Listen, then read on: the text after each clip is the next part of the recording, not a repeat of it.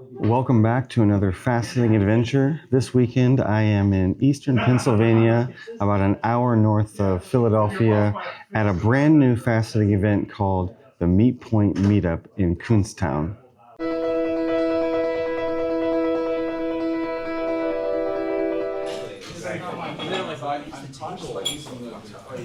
We're in Kuhnstown, Pennsylvania, and this is the Meetpoint Meetup. So I wanted to get together a lot of faceting friends I have from around the region and even around the country, and maybe even France, to get together for a weekend, bring their machines, and try to share knowledge between us. A lot of people don't get to cut in the same room with another person, so this is the chance to get a huge brain trust in the same room together, cut a stone together as a group activity, tier by tier, and learn how to improve everybody's processes, how to use different materials, how to polish in a different way, and just share knowledge. I want everybody to come away from this weekend getting faster or eliminating steps or working out problems that they didn't know they had. And then I'm going to turn the whole experience into a guide for the US Facetors Guild, maybe a 10 or 20 page booklet to encourage people around the country to have a similar event where they pull folks in from a couple hours radius, get in the same room and share skills and help each other get better and improve.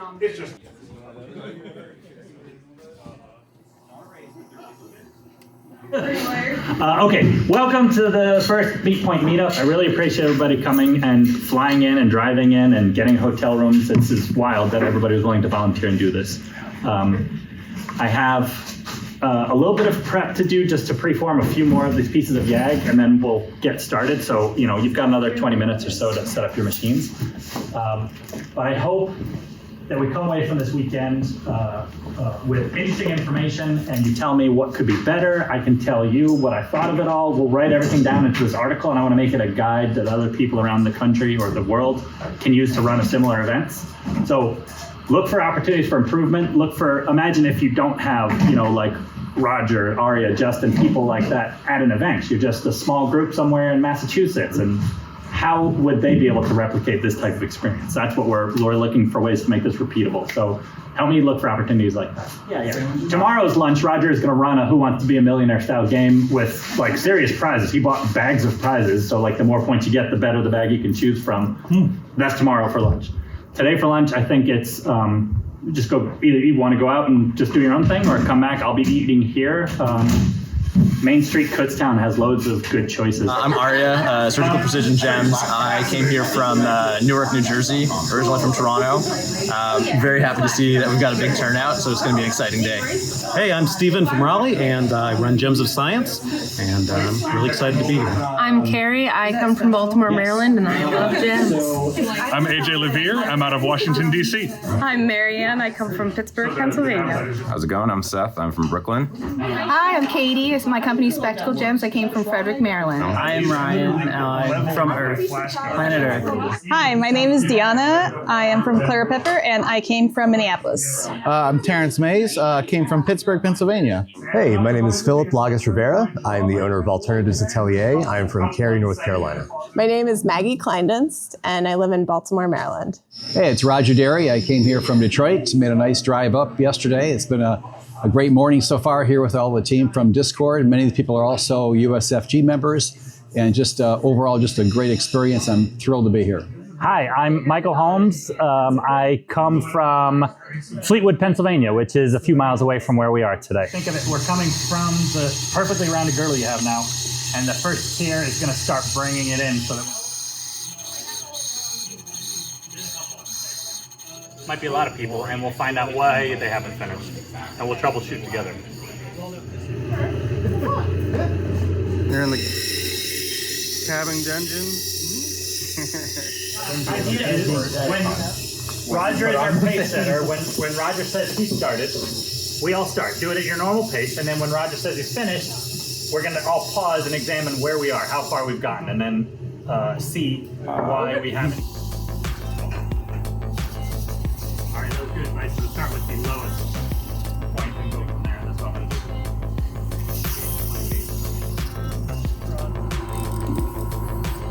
That'll be done quick.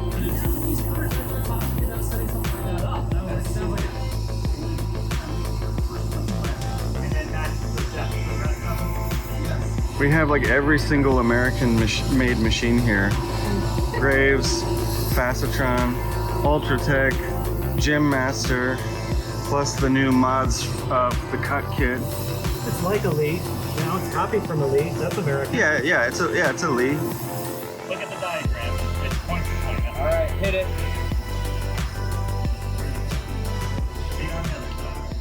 Get a morning recap. What's happened so far? So this morning was a lot of setup, honestly, getting people's equipment set up and getting things preformed. But once we got going, so we started a Portuguese cut today. So we did everything cutting wise, and it's ready for polish after lunch. Everybody had a good time. I think a lot of people learned things. The pace setting was an interesting idea. You know, I think it forced some people to speed themselves up in a good way. But yeah, it was a success. So the idea is that one person who feels confident enough will cut the a single tier and then call out and say, I'm done. And then anybody who's not done, people will go over to their station and try to help them troubleshoot and speed up. So it's like a rising tide lifting all boats.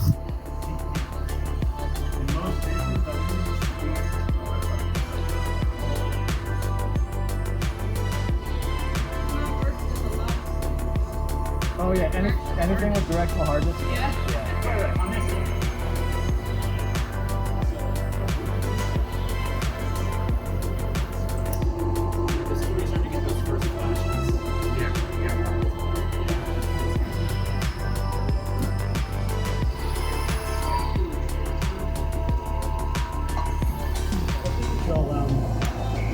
Preference for the melt and for the solution and the crystal.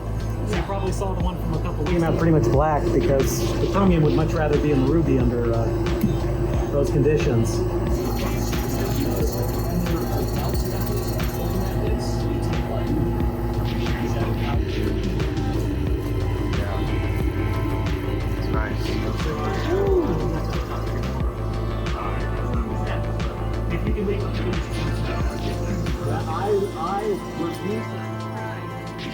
I mean, I will absolutely spend 2 hours of my morning making sure I never have to do this 30-minute task ever again. You've like pre-shaped it and not done a true like formal preform, whatever, and you're trying to orient it and land it exactly in the position of best yield. So if you have Sean O'Neill's facet frosting app, if you have versions 5 or later, I think he's on like version 7 now, there's a button that you can click that will automatically generate one of these little printouts. You can set like a size range and it will automatically print out the foreview of the stone scaled to that exact size. So great. So now what the fuck are you gonna do with this? I don't know. You're gonna take your rough. I've ground a flat on it. I've kind of vaguely shaped it. So this is somewhat trillion-ish, but like where am I gonna dop it? Is there like a certain area that's gonna give me better yield, whatever? Who knows? So drop it on here. Just kind of move it around until you find some size that looks vaguely right or until stuff barely starts peeking out. Each bit is a little bit of a larger stone size. Yeah, right? Each bit is a little bit larger. So here at like 11.6 millimeters is as close as I can get to like barely exceeding the borders. Great. So I'll take that, I'll take the crown view and I'll cut it out exactly in the middle of the crown and we'll use that in just a second. So you take that, kind of cut it to borders, cut it to fit. And once you've cut out all those lines, well, that's exactly the outline of what your stone would be if it was exactly that size. So you can kind of hold that on top of your flat that you've ground on the stone and use that to position, okay, like where is it going to give me the best yield? This needs to be documented for posterity. This should be publicized somewhere. Here it is, just that. Those who have, when you say, oh, shoot, at an event like this, it requires an explanation. I forgot to adjust my index before I aligned my beam, and now I have to Maybe it's just, I'm just defending my right to. It's not, I mean, it doesn't make a difference. I need to use the light sun. This kind of wax, which is a much lower temperature. Yeah, but that's not something I would recommend other people. So did you already put you already have the wax in the cone? Yeah, all I do with mine is I take I've counted in my head up to the number 10, and that's how long I've kept it in the heat. If it was a 10 millimeter, 12 millimeter drop, I'd probably hold it in the heat even longer. And then, I mean, probably without unwrapping. That would be a long way to eat. How you get 5? Oh, okay. You're no stranger to travel. No. You'd think I'd have children with how bad my jokes are. More logs on? You want more fire? Yeah. I'm grabbing the. Ooh, get the lighter out of the pile. But like, I wouldn't mind like learning how to actually sell the stuff because I'm just building up my hoard of stones and I just roll around them at night and that's it. Yeah. Trying to embed them in my skin so that I glitter. It's not working. And then the cabbing demo, I saw. Again, I got this machine from Phil a year ago, and I've never taken a cabbing class. I get it to the basics of it, but the actual mechanics of doing it. After a wonderful breakfast burrito breakfast kindly offered to us by Michael, we are back for day 2 at the Meetpoint Meetup. We're finishing up the stone that we speed did yesterday, so that's a round Portuguese cut. And then we've got a bunch more faceting demos, little workshops, breakouts. Roger Derry has a trivia game that has prizes we're going to do. And then we're going to do one more exercise about doing an emerald cut. So let's just see what happens today and see what questions get asked and share the knowledge and have a lot more fun. So I just finished my stone. I have not wiped off the group yet. So you get to see it in the raw state. So the way it's set up right now is you could sort of see the dividing line, right, between the inner and outer. So you'll go out here and you'll swipe it maybe 4 or 5 times. And take a look, make sure it looks pre-polished, and then if that's good, then you go back here and then you'll just do the same sort of, this one you can arc. You can go like four swipes on that and then should be done. Okay, good. Yeah, go back to the final lap. Do it 4 more swipes on the inside. That should do it. The outer band, you see the dividing line, it's that black line between there. You hold it from here and then, push down with a little bit of pressure and it's just going to be swiping between these zones. This is for polishing. That's the pre-polishing, yeah.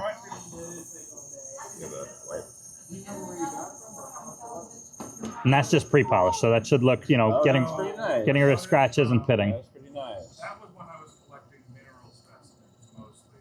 So I got that from a gemstone. Yeah, can I polish that? Yep, now go to the inner band and that you can sweep arc across a couple times.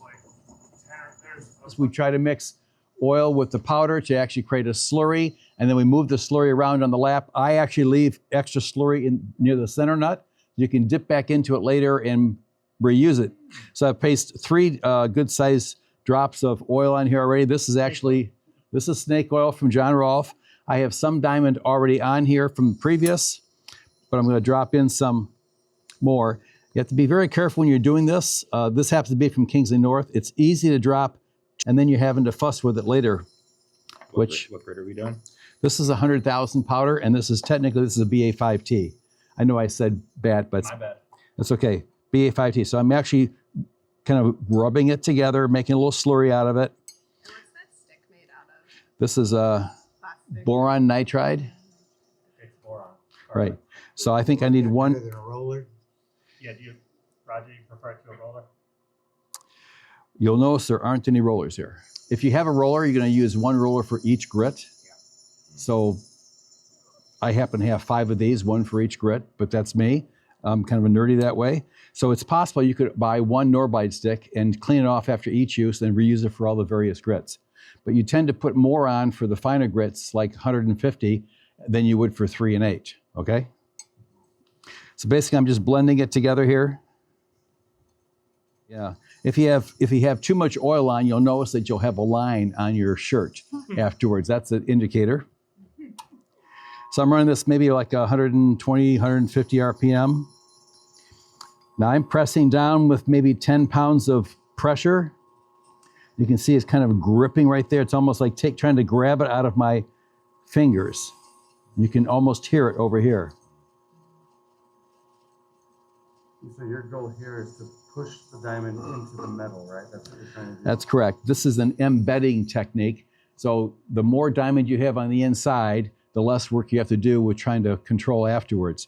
Unlike other methods of having diamond be on the lap, doesn't matter which brand, it might be something that's either oil-based or wax-based, as some of them are. So you have to fight with trying to get it spread throughout the whole area of the lap. With this, you're actually pressing every little sector.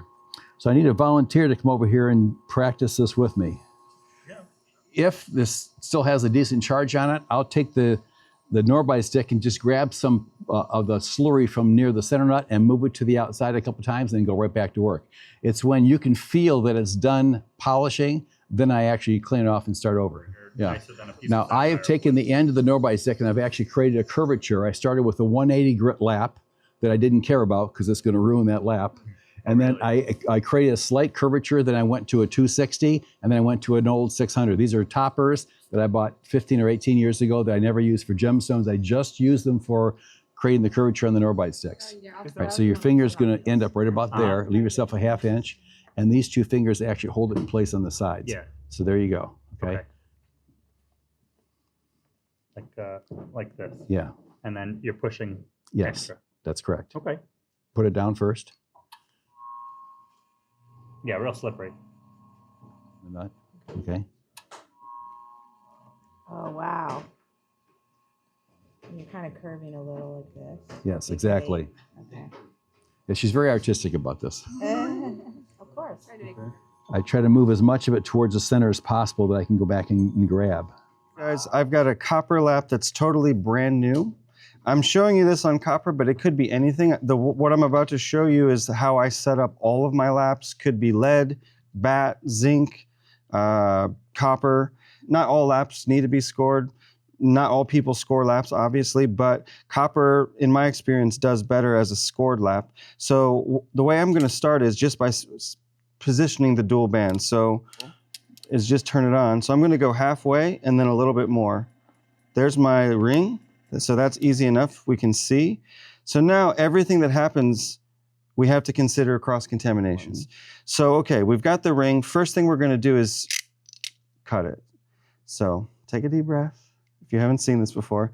So the way we want to do it, I'm only going to do the inside ring first. And we want a fairly not light hand pressure. If you feel like it's just rubbing over the top, it's not enough. But you also don't want to be like super, I mean, you could super dig in, but it's going to make the lap very aggressive.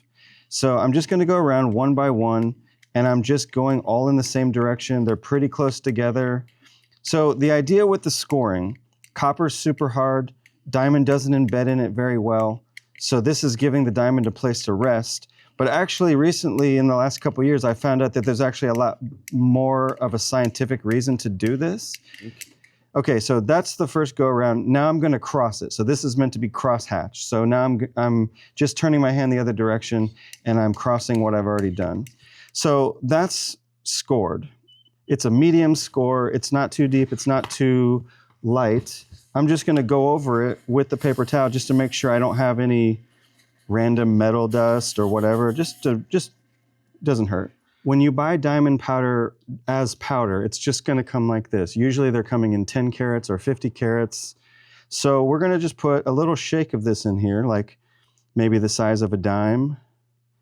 Shake it in. So now we've got just a little bit of powder, and ignore what's already in there because that's not relevant, but check it out. It's just a little bit of dry powder, and then we're going to mix it with oil. So the oil choice is up to you. Traditionally, the oil would have been olive oil. So I switched over to the sewing machine Singer oil because this stuff's, I think it's about $1. You can buy it in almost every country. It doesn't have a smell. It doesn't go rancid. So 2 drops, 2 or 3 drops.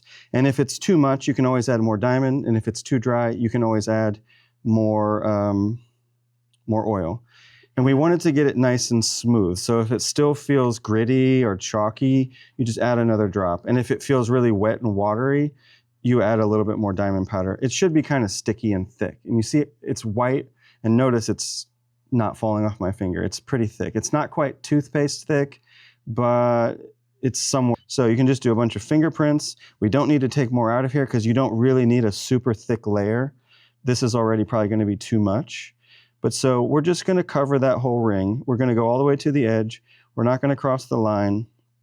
And we're just going to mix all this stuff together and get it nice and covered. So, okay, now we're going to just rub this one in. And I'm going to go right up to the line, but not cross it. And I'm not too worried about this line area because normally I don't actually use that. There's like, you know, there's like a little buffer area right around the line where I don't really go because, you know, as you're wildly sweeping on the handpiece, at least, sometimes you can go too far. So I don't go all the way to the line with my handpiece, but I do with the diamond powder. And then I know as I use this, I'm going to end up having like a buffer area where I don't really do it. If your next stone is a huge stone, you know, let's say it's a, I don't know, 5-carat sapphire, you can just go from here. The lap's quite aggressive, but your sapphire is going to burnish it. And if you have a big stone to polish, you would like it to be kind of fast. Like you don't want to spend all day polishing a big table or whatever. So you could just go straight from here. But if you're doing smaller stones, or you just don't want it to be so aggressive, then we can burnish it. Normally I use a boule, but I don't have it with me, but this synthetic sapphire that's already been cut, and I just have a really big table on it. So I'm gonna put it on here, and I'm gonna hold it down, and you wanna basically, we're pushing the diamond into the metal, we're also pushing the scoring back down so that there's no sharp edges sticking up, and the diamond kind of embeds itself in there. And I'm gonna turn this up a little bit. Like fasteners, we've sort of lost this sense. We don't really usually take the machine apart and retool it and stuff like that. But for the lap, we can have some control over, is it more aggressive? Is it less aggressive? You know, how is it functioning? And then you're the master of your own lap, and if you want it to be really aggressive or not. So now if I was really gonna fast it with this, it's got a bit too much diamond powder. So I'll just take a bit back off. If you see that it looks super white and caked, it's probably too much. Okay, I'm doing a video first, so we'll just keep on holding it. I'm just gonna come on down. It's going fast. We don't have more time. Can I get it? I think it's on the chair. Sprayed the birthstone list in what year? 1961, 1951, 1946, 1912. Here we go. I have a guess, anyways. No. Which European, and I find it interesting because I worked in Namibia from 99 to 2001. I just gave the answer. What was the question though? Yeah.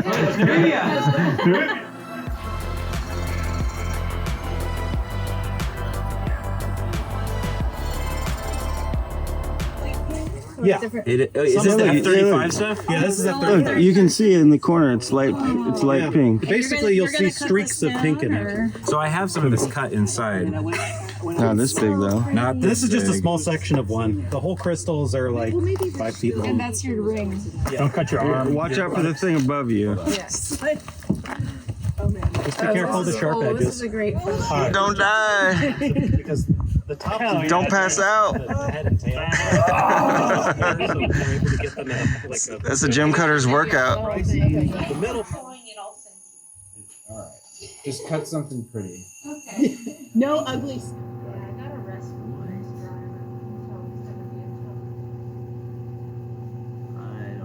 So the best thing that I learned is that there are many ways to do any of the faceting that we're doing, and there's no one right way, but there's lots of tips and tricks that make it easier and faster and better so that you could get through more stones and just have better output.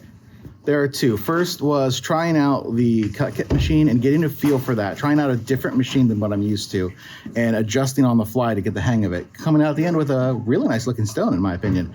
A second thing that I really enjoyed was watching and learning about the scoring of the copper laps, because I've always been reticent to just kind of go at something that seems so aggressive. So interesting and so useful, but I didn't want to potentially damage my stuff.